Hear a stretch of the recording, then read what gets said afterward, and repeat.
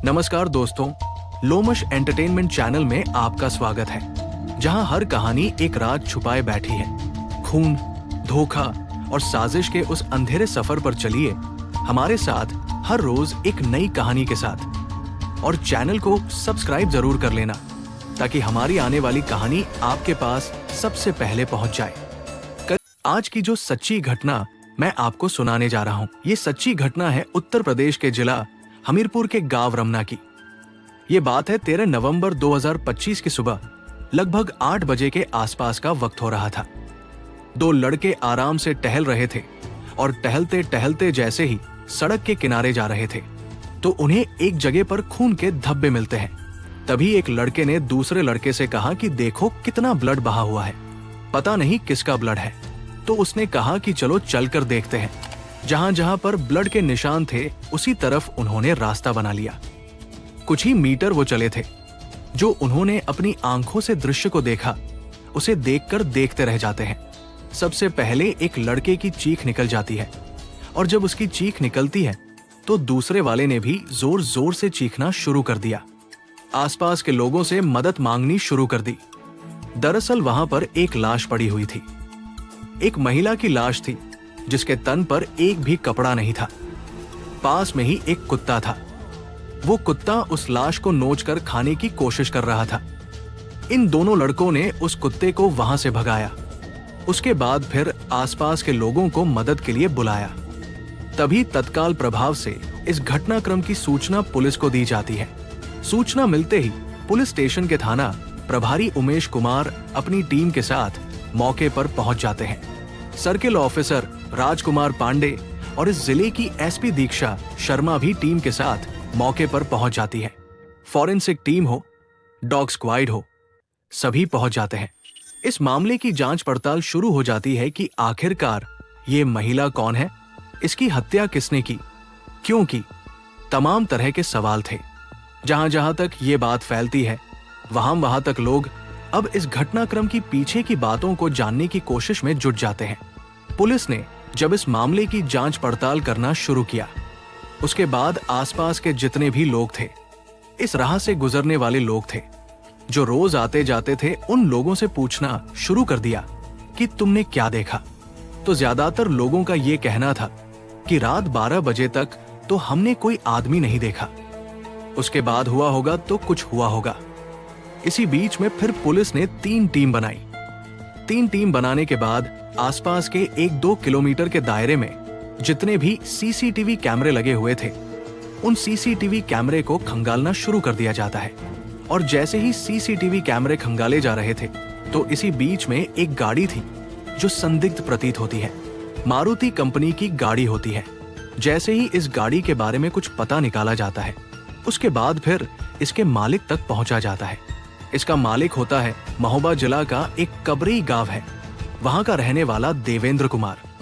Police की team उसके गांव पहुंच जाती है और देवेंद्र कुमार से पूछा जाता है कि तुम्हारी कार उस इलाके में क्या कर रही थी, जिस इलाके में एक लाश मिली है।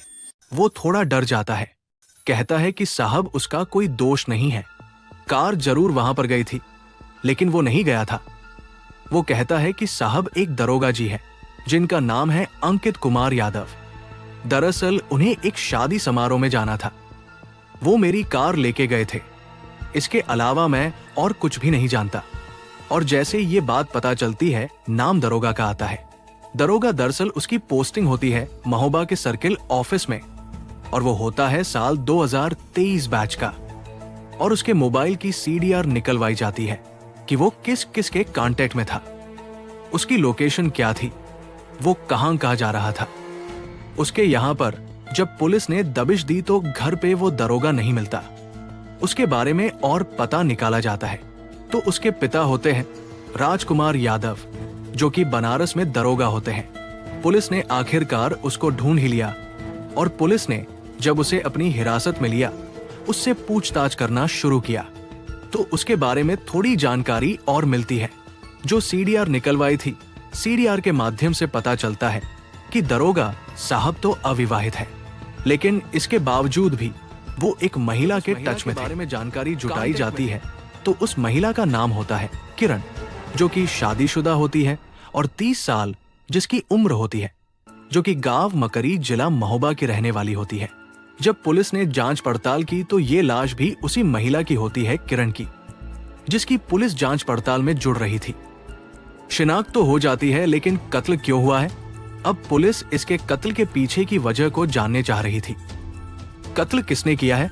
पुलिस ने जब अपनी जांच पड़ताल को आगे बढ़ाना शुरू किया तो पुलिस को कुछ हिस्ट्री में जाना पड़ा था, और वो हिस्ट्री थी साल 2023 की। 22 फरवरी 2023 को किरण नाम की इस महिला की सीआरपीएफ कांस्टेबल विनोद कुमार से शादी हुई थी। विनोद कुमार जिला हमीरपुर गांव नधेरा के रहने वाले होते हैं। इनकी शादी बड़े धूमधाम से होती है। लड़की विदा होकर अपने ससुराल जाती है, लेकिन ये बताया जाता है 2-3 दिन के बाद ही दुल्हन का आरोप था। 2-3 दिन बीत जाने के बाद ही गांव के लोगों ने विनोद से ये कहना शुरू कर दिया, वैसे तो तुम्हारी सरकारी नौकरी है, तुम सीआरपीएफ में कांस्टेबल हो, लेकिन तुम्हारी जो दुल्हन है वो खाली हाथ चली आई। ना कोई गाड़ी मिली है, ना कोई ज्यादा पैसा मिला है। आखिरकार तुमने ऐसे कैसे शादी कर ली? 2-3 दिन के बाद ही घर में मनमुटाव होना शुरू हो जाता है और ये विनोद अपनी पत्नी को बेवजह मारना पीटना शुरू कर देता है। हालांकि झगड़ा जब ज्यादा बढ़ने लगता है तो जून 2023 की बात है, किरण का गर्भपात भी करा दिया जाता है। ये 22 अगस्त की बात है। इसको किसी पेय पदार्थ में कुछ जहरीला पदार्थ देके इसको जान से मारने की कोशिश भी की जाती है। अब ये लड़की इतना ज्यादा परेशान हो जाती है, अपनी मायके आ जाती है और मायके आने के बाद किरण ने कबई थाने में 10 दिसंबर 2024 को अपने पति सहित 6 लोगों पर एफआईआर दर्ज कराई और एफआईआर दर्ज कराने के बाद ये मुकदमा जाता है मधुरेश कुमार त्रिपाठी के पास, जो सब इंस्पेक्टर होते हैं, और इस मामले की वो जांच पड़ताल में जुट जाते हैं। हालांकि वो पूरी तरह से इस मामले की जांच पड़ताल नहीं कर पाए थे, लेकिन ये बात भी सामने आती है कि जो विनोद कुमार होता है सीआरपीएफ में कांस्टेबल, उसने लोगों को बताया, मीडिया में बताया कि उसकी पत्नी को इंस्टाग्राम पर वीडियो बनाने का बड़ा शौक था। वो रील बनाती थी और यही बात उसके परिवार वालों को पसंद नहीं आती थी, और जब ये रोकने की कोशिश की जा रही थी तब उसने घर से झगड़ा करना शुरू कर दिया, और जो भी दहेज प्रथा के या दहेज के मामले के आरोप लगाए गए हैं पूरे परिवार पर वो बिल्कुल बेबुनियाद है। ये जांच बाद में अंकित कुमार यादव को सौंप दी जाती है, और अंकित कुमार यादव इस मामले की जब विवेचना कर रहे थे तो जिन्हें जाना था उस लड़की यानी कि किरण के ससुराल, लेकिन वो पहुंच जाते हैं मायके। एक बार नहीं, बार बार वो मायके पहुंच जाते हैं, और मायके जाने के बाद कब उन दोनों के बीच में नजदीकियां बढ़ जाती है, दोस्ती बढ़ जाती है, दोस्ती प्रेम संबंध में बढ़ जाती है, और ऐसा मीडिया में दावा भी किया जाने लगता है कि इन दोनों के बीच में अनैतिक रिश्ते भी बन जाते हैं। एक दूसरे के साथ इतने करीब आ जाते हैं कि घूमना, खाना, फिरना, ये सब ये साथ होने लगता है। तभी इस लड़की यानी कि किरण ने डिमांड करना शुरू कर दिया, और डिमांड कुछ इस तरह की होती है कि मुझसे तुम शादी कर लो। अंकित कुमार दारोगा शादी के लिए तैयार नहीं होता है, और जब शादी के लिए तैयार नहीं होता है तो इसी बात पे इन दोनों के बीच में विवाद होना शुरू हो जाता है। पहले तो बहुत सारी बातें भी हो जाती थी, दिन में 10 बार 20 बार भी फोन हो जाया करते थे, लेकिन जब वक्त आगे बढ़ रहा था तो दरोगा ने इससे कन्नी काटना शुरू कर दिया और उसके नंबर को ब्लैक लिस्ट में डाल दिया। अब बातचीत नहीं होती थी, जब दोनों के बीच में बातचीत नहीं हो रही थी। हालांकि एक आधे महीने की ही जांच पड़ताल की थी, लेकिन आधे महीने में वो इतने नजदीक आ जाते हैं इसका किसी को अंदाजा नहीं था।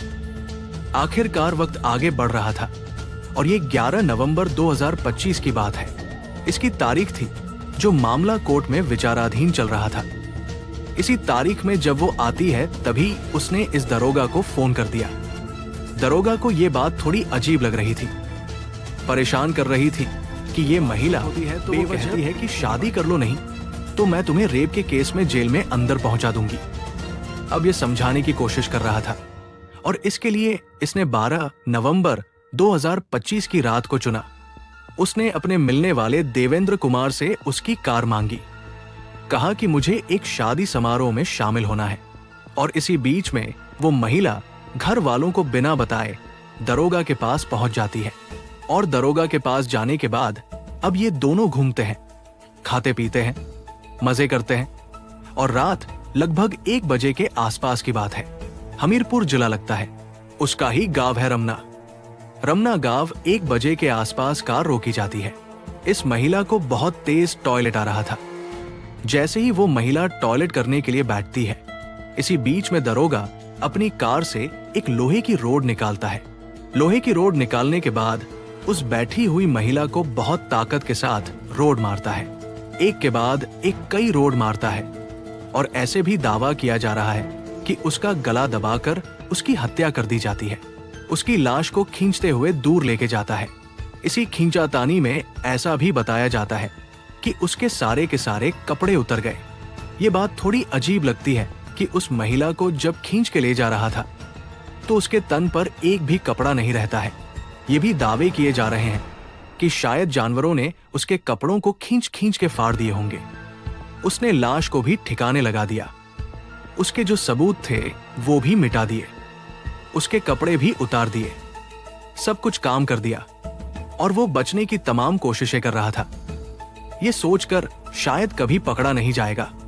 वैसे भी वो पुलिस में है, उसका बाप भी दरोगा है, तो इसका कोई क्या बिगाड़ेगा।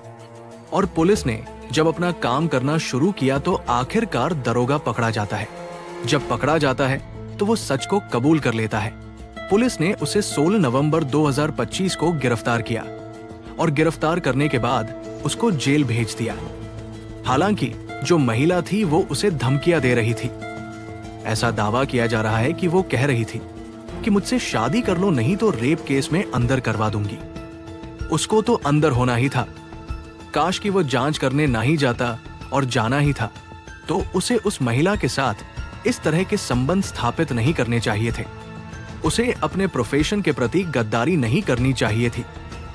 गद्दारी की सजा तो दरोगा को मिलनी ही थी और वो फिलहाल सलाखों के पीछे अपनी जिंदगी गुजार रहा है। पुलिस का दावा है कि कम से कम समय में चार्जशीट लगाकर इस आरोपी को सजा दिलाने की तमाम कोशिश करेंगे। लेकिन ये भी बात है कि पुलिस का मामला है, पुलिस ही जांच कर रही है। कितने दिन तक ये सलाखों के पीछे रहेगा?